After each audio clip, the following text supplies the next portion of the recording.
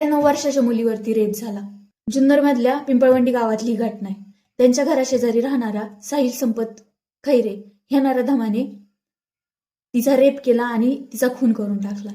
मुलीला कांजण्या झाल्या म्हणून आईवडील तिला घरी ठेवून कामासाठी गेले होते. त्यांच्या घराशेजारी राहणारा साहिल संपत खैरे हा तिला बोलला की चल मी तुला सायकल शिकवतो. तिला घेऊन गेला, शेतात तिचा रेप केला आणि तिचा खून केला. विकृती घराशेजारी राहणारा पोरगा होता तो.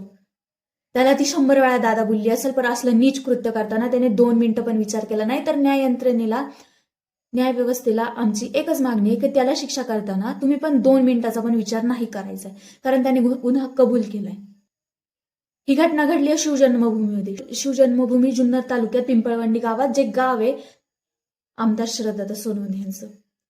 तर आता आमदार शरददादा सोनवणे यांना विनंती आहे की त्या नराधमाला फाशीची शिक्षा झालीच पाहिजे, त्याला भरचौकात फाशी झाली पाहिजे किंवा त्याचा चौरंग झालाच पाहिजे. कारण आपली संस्कृती नाही, आपल्या महाराजांनी आपल्याला शिकवलं नाहीये की आपण मेणबत्त्या घेऊन मेणबत्त्या जाळीत बसायचं. त्याचा चौरंग झालाच पाहिजे. त्या मुलीला न्याय मिळालाच पाहिजे, तिच्या घरच्यांना न्याय मिळालाच पाहिजे.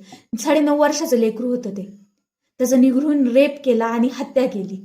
ती जेव्हा भेटली ना, तिच्या अंगावरती एक कापड नव्हतं. ज्या व्यक्तीने तिला शोधलं, पिंपळगंडी गावातले ग्रामस्थ रडले, अक्षरशः ते रडले, डोळ्यात पाणी होतं त्या लोकांच्या. अशी अवस्था झाली होती त्या मुलीची. ही वेळ आज त्या मुलीवरती आली. ही वेळ कधी आपल्या मुलांवरती येईल तेव्हा जागे होण्यापेक्षा आत्ता जागे व्हा, कारण तेव्हा तुम्ही काहीच नाही करू शकत. तुम्ही आज करू शकता. न्याय व्यवस्था, पोलीस यंत्रणा सगळ्यांना टॅग करा आणि त्याच्या फाशीची मागणी करा. त्याला भर चौकात फाशी झालीच पाहिजे. आपल्या मुलीला शिकवा की तू काहीही झालं, तुझ्यावरती जर वाईट प्रसंग आला तर तू त्या पुढच्या व्यक्तीला मारून टाकून आलीस ना तरी चालेल, मी तुला जेलमधून बाहेर काढू शकतो, पण मी तुला चितेवरून उठू शकत नाही. वेळ अजून गेली नाहीये. वेळ आपल्यावरती येऊ शकते, उद्या तुमच्या मुलीवरती येऊ शकते, उद्या माझ्यावरती येऊ शकते, आणि जर ही विकृती कायमची संपवायची असेल तर त्या व्यक्तीला भर चौकात फाशी झालीच पाहिजे.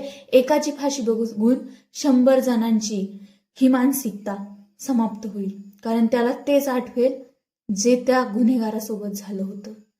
आणि ह्याच्यासाठी सर्वांनी उभे राहा, प्लीज सर्वांनी उभे राहा. त्याची मुकलीला न्याय आपल्याला मिळवून द्यायचा आणि त्याची मुकलीला न्याय मिळालाच पाहिजे.